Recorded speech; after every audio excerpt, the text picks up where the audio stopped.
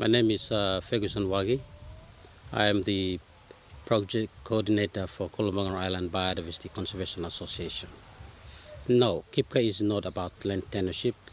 It is a social organization and an environmental organization. There are challenges when we started of the conservation area. First of all, one of the first and initial challenges is who are our supporters? Are people supporting the conservation area?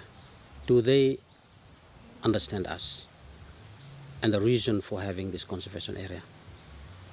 So our first challenge is how we can translate the meaning of conservation and the objective of conservation and what are the benefits of having a conservation project. Secondly, we have challenges from our own people where there are people who have different views about conservation. Some say that by having a conservation area, we are not going to have benefits. Some say that in having a conservation area, you are selling your land to foreigners. It is not our aim to look at forest. As I have said, that forest is the livelihood of our people. And our purpose of doing this conservation is for multiple purposes. Firstly, it is for carbon sequestration. Now the carbon issue is a global issue where there is a lot of negotiation still going on, and we believe that when the time is right, this could be another revenue that the communities or the landowners can tap into without destroying their forest. But the foremost important thing is for us to conserve, to protect it. Most of the people here, especially the landowners of Kolombangara, when they think of resources, it is a means of it is a means where they can earn their revenue to meet their livelihood. However, Kolombangara Island Biodiversity Conservation Association is also in support of that. But if we were to generate income in our resources, we must ensure that those development or the method of generating those income must be a sustainable on a sustainable way. No, we are not against logging. However, if the logging company is careless, then we are vocal about that. Logging is one of the pressures on Kolombangara, and it is one of the operations that have come about of poor management. As far as KIBCA is concerned, if the company complies with both the Forestry and the Environmental Act or environmental law, we would assume that the company operates very carefully. But if they are not operating within the bounds of these two laws, as far as KIBCA is concerned, these companies are operating very carelessly. Most of the resource owners don't understand the value of the market price for its log, and also they don't know how to have the information that will help them make the decision to whether to go for logging or not to go for logging. The local people need to understand what is the value of the forest.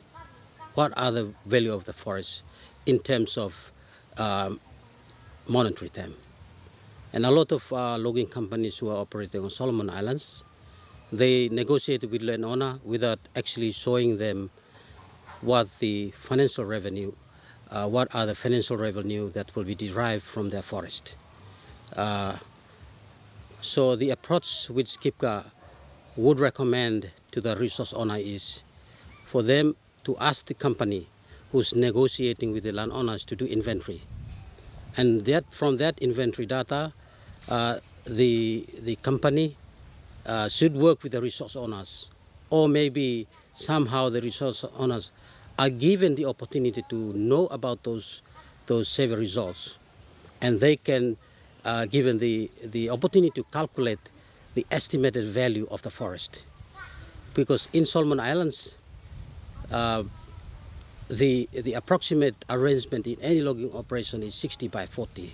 That means 60 will be taken by the logging company, and 40 is left to be shared by the Solomon Island government and the resource owner, which simply means 25% will go to the government as a tax return, and 15 will remain as the landowner's royalty.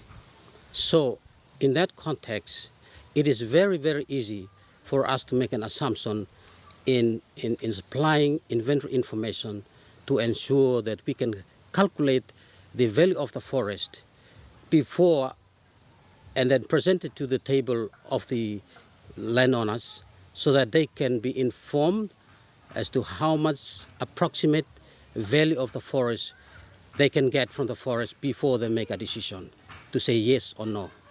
If the value of the forest does not compete with their planning, their development planning, then they can make a decision whether to go for logging or against logging.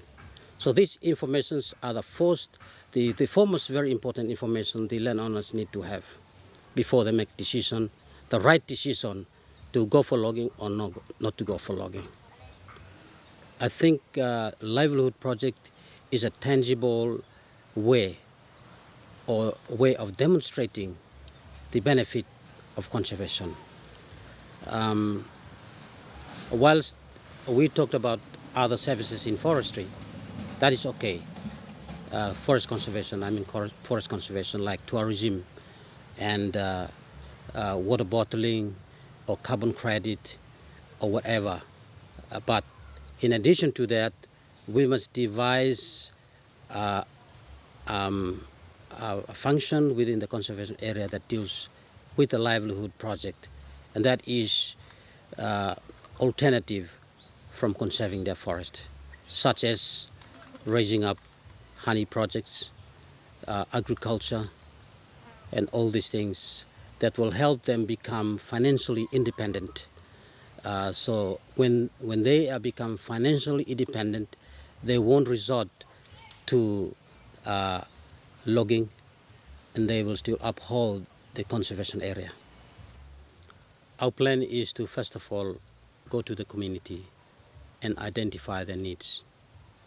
What are the income generating projects that suits them? What is their interest? And based on that information, we will work with the communities and the stakeholders or donors to ensure that these projects are implemented between the KIBCA management or KIBCA as an association and the communities.